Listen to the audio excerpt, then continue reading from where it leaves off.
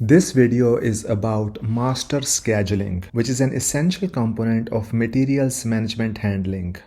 Master scheduling comprises three parts. The first one is master production schedule, also called as MPS, available to promise ATP, and projected available balance PAB. And then we will also discuss about different time fences.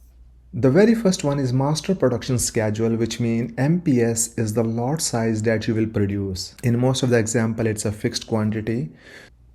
Then the next one is ATP. ATP means the quantity that's available for sale. So which means you can commit to customers that this quantity is available. Let me explain this with an analogy. Suppose you are a gardener and you have some plants and seeds, and one of your neighbor has requested some seeds from you. Now you decide to give them some seeds, and this decision is based on a number of factors. So you want to make a decision how many seeds you can give to your neighbor. The first one will be request or commitment, which means how many seeds they have requested or what is your commitment. And then current inventory, how many seeds you have. And then MPS, which means you have some flowers in your garden and those flowers will be producing their own seeds. You also want to take that into consideration. And then maybe you also have placed an order on Amazon whereby new seeds will be arriving in a few days. So when you make commitment to your neighbor to give them some seeds, your decision will be based on these four factors. The quantity that's requested, how much you have, how much will be produced by your flowers, and the orders that will be arriving soon. So the objective is that you want to keep your promise, but at the same time you also don't want to run out of seeds, and you want to make this calculation, and this is called as ATP or available to promise. ATP is an essential component in inventory management of large retail stores such as Walmart. Walmart uses ATP to keep their inventory low. The next topic is projected available balance, also called as PAB. So PAB means future availability of materials. Again, if we use the same analogy of gardener, when you want to calculate how much quantity of seeds will be available at any given point in the future, then your decision will be based on what's current inventory, what are future arrivals, and promises made. So when you take into consideration all these factors to determine how much quantity of seeds would be available at any given point in future, that is called as projected available balance. And the difference between ATP and PAB is that ATP is like knowing exactly how many seeds you can confidently promise to your neighbors. And projected available balance is more a forward-looking plan. It's your forecast of how many seeds you will have at any given point in future. For ATP calculation, this is the formula that we'll be using. ATP for period 1 is on-hand inventory minus customer orders due before next MPS. The idea is that we have certain MPS. For example, here our MPS is 100, which means that is the quantity that you will have. And then these are customer order. So these customer orders will be fulfilled from this MPS. So for this one, we can use this formula, and the formula will be on-hand inventory, and what's on-hand inventory is 100. It says 100 and the same also appears here. So we have 100 inventory, and then customer orders due before next MPS. So let's see when is next MPS due. Next MPS is due here in period number 2, and then the next MPS again is due in period 4, which means we will have new supply in week 2 and also in week 4 because there will be new MPS. New production will be carried out. Now ATP for period 1 will be 100 minus 80. That's 20. So which means ATP for period 1 is 20. Now for the next one, ATP will be MPS, that is supply that you have, minus customer orders due before next production is carried out. So which means we are gonna consider these two periods. Our current supply is 100, and from 100 we are gonna subtract 20. 10 plus 10 is 20. Our ATP will be 100 minus 20. So ATP will be 80. And then over here, Again, we have fresh supply MPS 100 minus 30, that will be equal to 70. So 100 is the quantity that you will have and 30 is customer order or demand. We subtract 30 from 100, that gives 70. So 70 is our ATP. Now, as you can see, while you will be calculating ATP, you can use a number of approaches. So first thing is that you can use this formula, which means on hand is 100 and from 100 customer orders due before next MPS. So that's one way. Or another way is to make this pattern that is L shape that has been rotated by 90-degree angle. As you can see here, I'm making this L pattern that has been rotated by 90-degree angle, and that will give you ATP. Now here is another example. We are supposed to calculate ATP and we know over here our MPS is 100 and inventory on hand is 50 units, which means when we start, inventory that we already have is 50 units plus MPS is 100, which means it's the quantity that will be produced in week 1. And customer orders that are due before next MPS is here in week 3. So which means we are gonna consider these one up to this one. So over here our answer will be 150, which means 100 MPS plus 50, that's inventory on hand, and minus 80 plus 45, that will be 125. So 150 minus 125 will be 25. So which means our ATP for this one will be 25. And then for the next period, here we have MPS quantity that's available 100, and from 100 we are going to subtract 90. 40 plus 50 is 90. So 100 minus 90, it will be 10. So which means ATP for this one is 10. Now you can note here that I stop here. I do not go up to this point because over here next MPS, next production is already being carried out. So I need to stop here up to 40 and 50. And then for the next one, you can use the same approach. That's our inventory, that's MPS schedule. I'm using this formula, that's MPS scheduled receipt, that's 100 minus customer orders due before next MPS, and that is 50 plus 5 is 55. So 100 minus 55 is equal to 45. Or another approach could be just making that L-shaped pattern, which means 100 minus 55, and that will be 45. So our ATP for this period will be 45. Now here is another question. The question is that there has been a request to add 20 more units to week 3. So as you can see here, in this week 3 we have 40 units. But there is a request, can you add 20 more units to make it 60? Is it possible to accommodate that increase? And we want to view it from the perspective of ATP. And for that purpose, we know quantity that's available over here is 25 and the quantity that's available here is 10, and we need here 20 more units to make them 60. So we can take these 10 units from here and we can also take 10 units from here. And in that case, this will become, if we take 10 units from here, that will become 0. And if we take 10 units from here, that will become 15. So taking 10 units from here and 10 units from here, that will make it 60. So it means it is possible. The next thing is PAB calculation, that's projected available balance.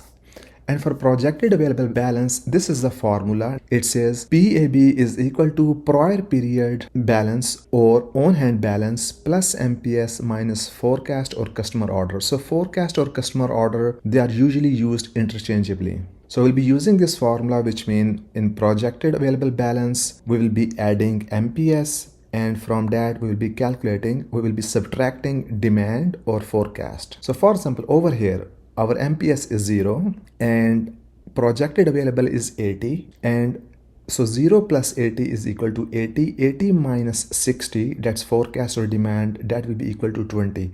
So which means that projected available balance for period 1 is 20 by using this formula. Or another approach is that, let's say, just see the pattern that I'm going to make. Over here, what's MPS? It's 0. So 0 plus 80 is equal to 80. 80 minus 60 is equal to 20. So what we do is that we add these two, which means MPS, the quantity that's here, and then projected available, and then subtract this one, and then it's equal to this one. Here we have 100. 100 plus 20 is equal to 120 minus 60 is equal to 60. Again, as you can see here, I'm going to add 100 plus 20 is equal to 120, and then subtracting minus 60 is equal to 60. So the answer will come here. And again here we have 0. 0 plus 60 is equal to 60. 60 minus 60 is equal to 0. So as you can see here that I am making this shape that looks like a semi-isosceles triangle, like this one, which means it's like an isosceles triangle, but it's not complete, it's just broken from here. Or you can also conceptualize this one like a broken arrowhead, that it's an arrowhead but it's just broken from here. The next one is 100 plus 0 is equal to 100. 100 minus 60 is equal to 40. And then 100 plus 40 is equal to 140. 140 minus 60 is equal to 80. And then 0 plus 80 minus 60 is equal to 20. So that's our projected available balance, which means this is the quantity that will be available at any given point in the future. So for PAB calculation, we can use two approaches. We can either use this formula or we can just make these type of patterns. Here is another example. The Wicked Witch Company manufactures a line of broomsticks. The most popular is 36-inch model, and their time horizon is 6 weeks. The opening inventory is 30. So this is a critical piece of information. And the next one is the brooms are manufactured in a lot of 100. So which means this is MPS. This information, the brooms are manufactured in a lot of 100. It is about MPS, the quantity that you are producing. We can only produce 100. You can either produce something or you cannot produce something, but whenever you decide to produce something, it must be 100. It cannot be less than 100. It cannot be more than 100. And again, this is about MPS, so which means this quantity will be filled here, here, or in this row. Approach will be this one that's given here at the bottom. For MPS calculation, ask yourself a question. Is the PAB, which means projected available balance, which in this case is 30, is this amount sufficient to meet customer order or demand or forecast? If it is sufficient, then we don't have to produce anything. But if this quantity is not sufficient, then we need to produce here something in MPS. We have PAB, projected available balance is 30. Now ask yourself a question, is this 30 sufficient to meet 10? Yes, it is sufficient. Demand is 10, but you have 30, which means you don't need to produce anything here. So which means we are not going to produce anything here. And when this 10 will be consumed, we will be left with 20 units. So over here, our PAB will be 20 because 30 minus 10 is equal to 20. Now the next question is that, is this 20 that's available balance sufficient to meet the demand for the next period? No, it is not, because you have only 20 and the demand is 50. So which means you need to produce something here, and which means in MPS we are going to add here 100. And again, why 100? Because that's a lot size. We cannot produce more than that, we cannot produce less than that. Now again, I can use the same approach that I mentioned, that for PAB calculation you can make this semi-isosceles triangle or a broken arrowhead, which means 100 plus 20 is equal to 120. Minus 50 is equal to 70. So I will write here 70. So which means our PAB for this one is 70. Now the next thing is that, is this 70 sufficient to meet the demand for 25? Yes, it is sufficient. 70 is greater than the demand. So which means we don't need to produce anything here. When 25 units will be consumed from 70, we will be left with 45. So I will write here 45. Or another way is that we can again make this pattern. We can say 0 plus 70 is equal to 70. 70 minus 25 is equal to 45. So I will write here 45. Now again, the next question is that, is this 45 sufficient to meet the demand for the next period? No, it is not, because demand is greater than what you have. So which means you need to produce here something.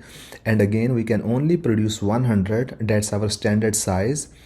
And then the next thing is to calculate PAB, and PAB will be 100 plus 45 minus 50, and that will be 95.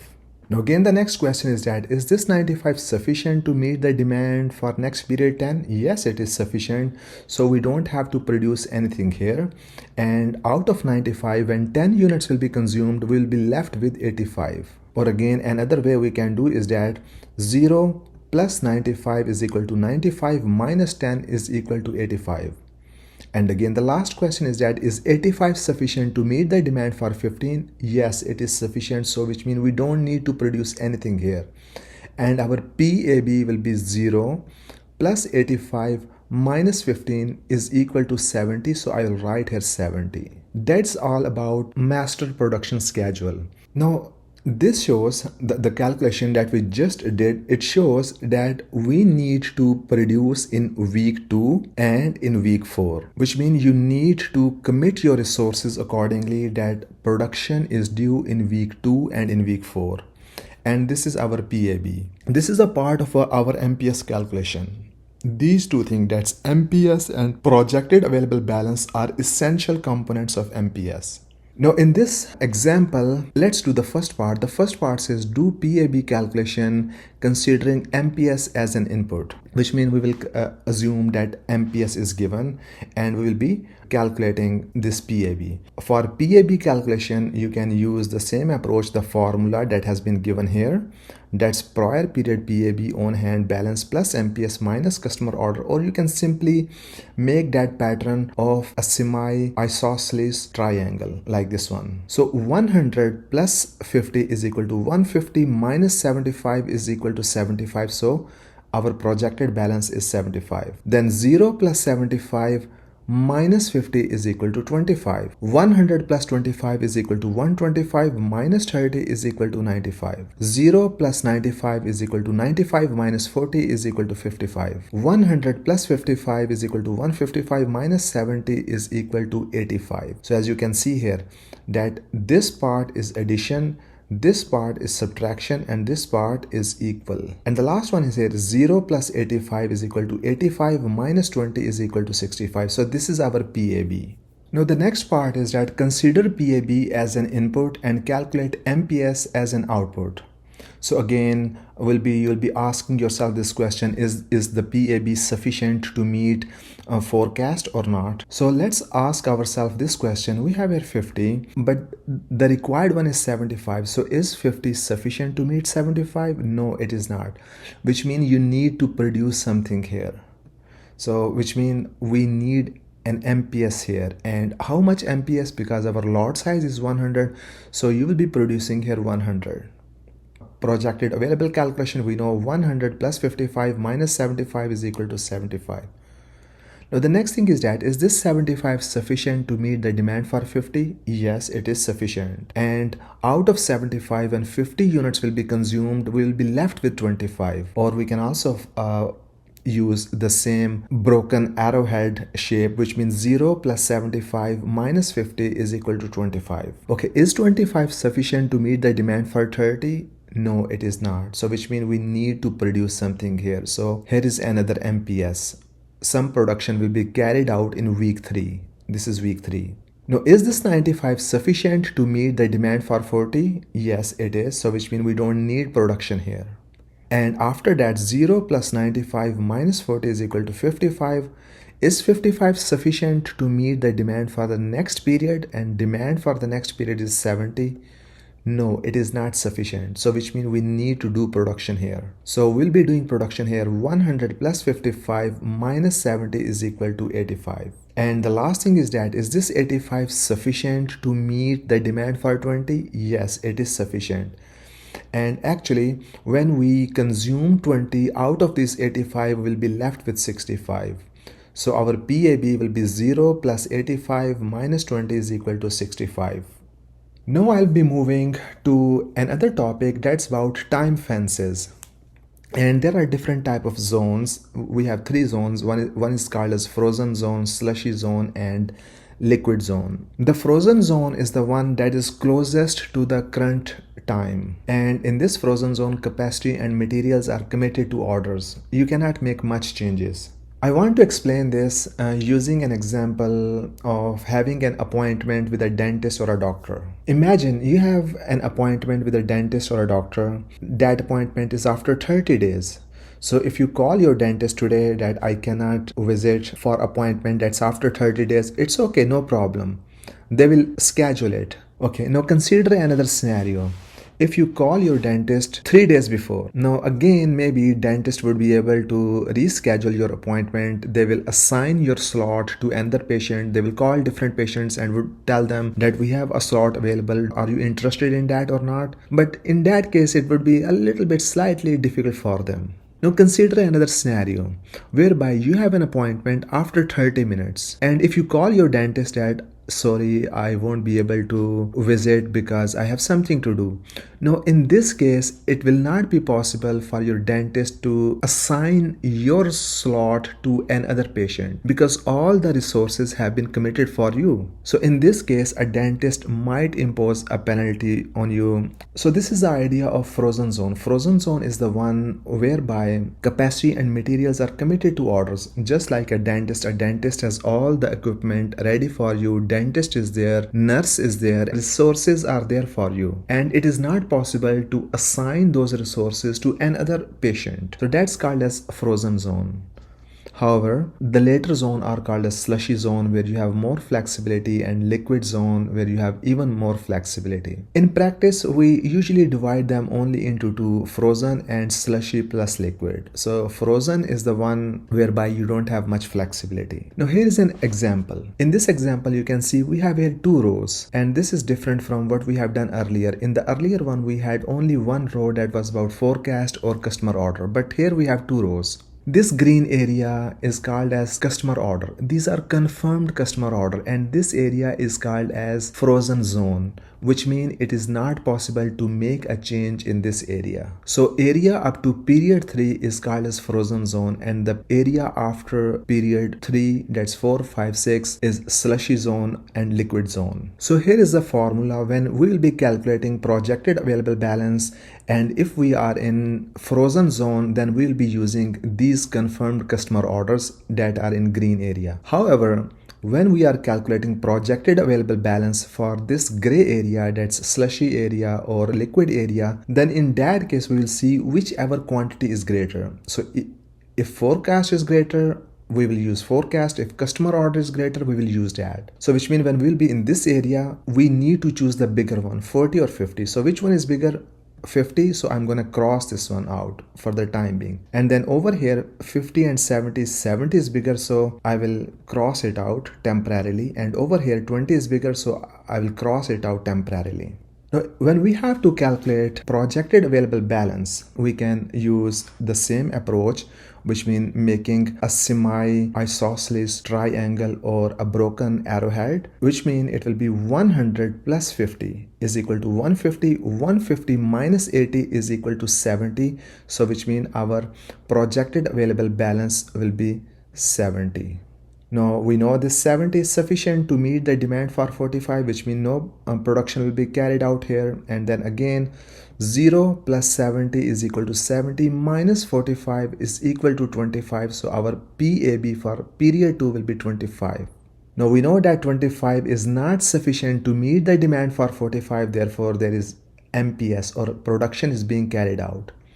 And our PAB will become 100 plus 25 minus 40 is equal to 85. So 85 is our projected balance for period 3. Now for the next one, we need to see which one is greater. We cannot keep using this 50, 50 or 5, but we have to see which one is greater. So over here 50 is greater. So we'll be using the same process. 0 plus 85 minus 50 is equal to 35. So our projected available balance for this period is 35. And the next one is 100 plus 35 is equal to 135 minus 70. So you see here 70 was bigger, so I'm going to choose 70 and it will be 65. And then again for PAB we have here 0. 0 plus 65 is equal to 65 minus 20 is equal to 45. So our projected available balance for period 6 will be 45. The next step is to calculate ATP, that's available to promise. And for ATP, the formula has already been given, which means our MPS plus available quantity and minus customer orders due before next MPS. So here is next MPS. MPS is being production is being carried out in week 3, so we'll be considering up these two customer orders. So over here our ATP will be 100 plus 50, that's 150, minus 80 plus 45, that's 125, so our ATP will be 25. Then for the next one we'll be using the same formula, or again for ATP calculation you can make this type of figure, that's L-shaped pattern that has been rotated by 90 degree.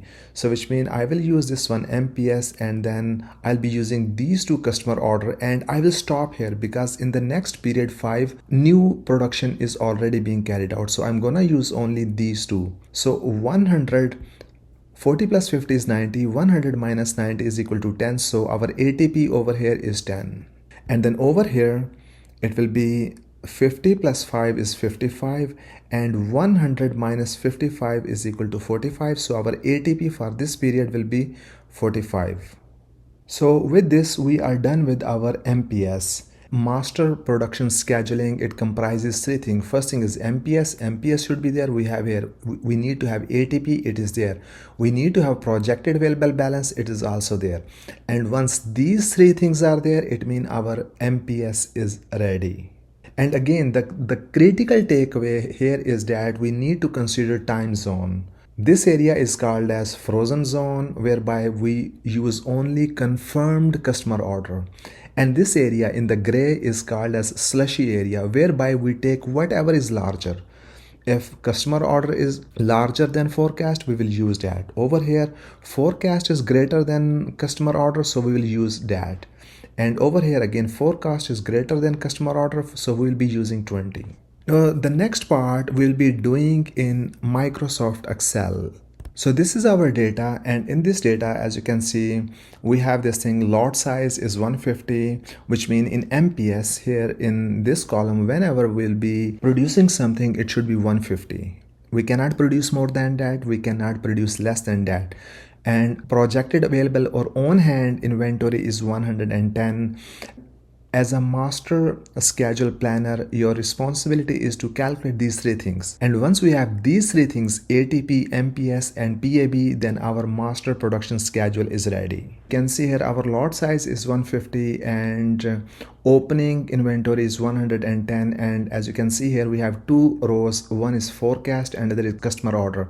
So this green area is called as frozen zone, which means in frozen zone we will only be considering this confirmed customer order, not forecast. However, when we exit this zone and we enter this slushy zone or liquid zone, we will see whatever is larger. If 65 is larger, we'll be using this one, and 60 is larger, we'll be using this one. So we will start with PAB calculation. Our opening inventory is 110. So ask yourself a question, is this 110 sufficient to meet the demand for 83? Yes, it is sufficient. So which means when from this 183 units will be consumed, we will be left with 27. So it will be 110 minus 83, and that will be 27. So our PAB is 27. Now again ask yourself the same question, is this 27 sufficient to meet the demand for 78? No, it is not, because we have less quantity but we need 78 units, so it means we need to produce something here in MPS. So we need to produce something. How much we need to produce? Our lot size is 150, so I will place here 150. And our PAB, again using the same approach, and that's making a semi-isosceles triangle, which means 150 plus 27 will be 177 minus 78. So 150 plus 27 minus 78, that will be 99. Okay, now we are exiting this frozen zone, that was the green zone, and now we are entering into slushy zone or liquid zone, whereby we'll be choosing whichever is greater. Can we use a formula that can automatically detect all these things, that whichever is greater? Yes, we can do that. I'll be using this formula, that's projected available balance is equal to MPS plus previous PAB minus maximum of these two, whichever is larger. So I will show you here. I'll be using this formula, and that will be equal to MPS plus this one and minus max of 55 and 65, and that will give us 35. So again, as you can see, I'm using this formula, that's MPS plus previous PAB minus maximum of 55 and 65, whichever is bigger you choose that, and it says our projected available balance will be 34. For the next period, again ask yourself, is this 34 sufficient to meet the demand of 60? No, it is not. So which means we need to produce here something. So which means MPS for period 4 will become 150. And then again I can just drag this formula here, and it will says that over here we will have 124, which means 150 plus 34 is equal to 184. 184 minus 60 is equal to 124. Now the next question is that ask yourself, is 124 sufficient to meet the demand for 55? Yes, it is. So which means you don't need to produce anything here. And again I can just drag this formula here, and that becomes 69, which means 0 plus 124 minus 54 is equal to 69. Then again ask yourself a question, is this 69 sufficient to meet the demand for 60? Yes, it is sufficient. So which means you don't need to produce anything here. So MPS is 0 here. And again I'm going to drag this one, it will be 9. So which means we will have here 0 plus 69 minus 60 is equal to 9. Now is this 9 sufficient to meet the demand for 65? No, it is not. So which means we need to produce something here. And what we can produce, we can only produce 150. So I'm going to enter here 150. And then again I'm going to drag this sideways, and it gives us 94. Is 94 sufficient to meet the demand for 60? Yes, it is. So we don't need an MPS here. And if I drag it, it gives me 34. Is this 34 sufficient to meet the demand for 65? No, it is not. So we need to produce here. So our MPS for period 9 will become 150. And then again I'm gonna drag this here, and that gives us 119. Is 119 sufficient to meet the demand for 60? Yes, it is. So we don't need anything in MPS. And if I drag it sideways, it will become 59. How did we get 59? Here we have 0. 0 plus 119 is equal to 19. 119 minus 60 is equal to 59. Is this 59 sufficient to meet the demand for 55? Yes, it is. So we don't need anything in MPS. And I'm going to drag it here. And how did we get 4?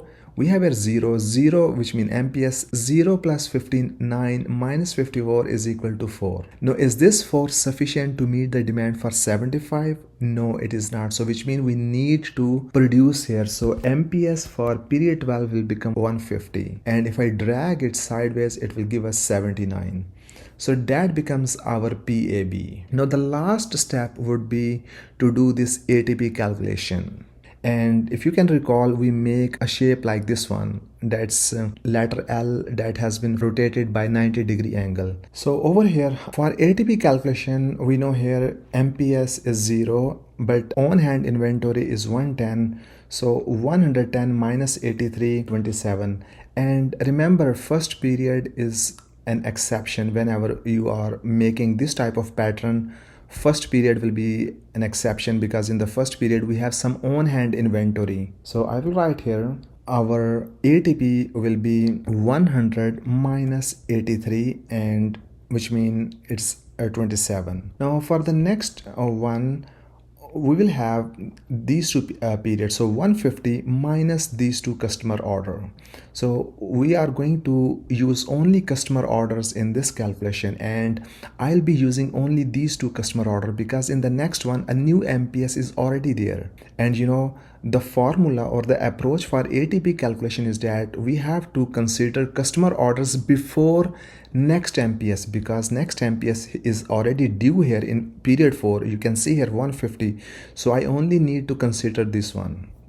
So which means our approach will be 75 plus 65 and 150 minus that.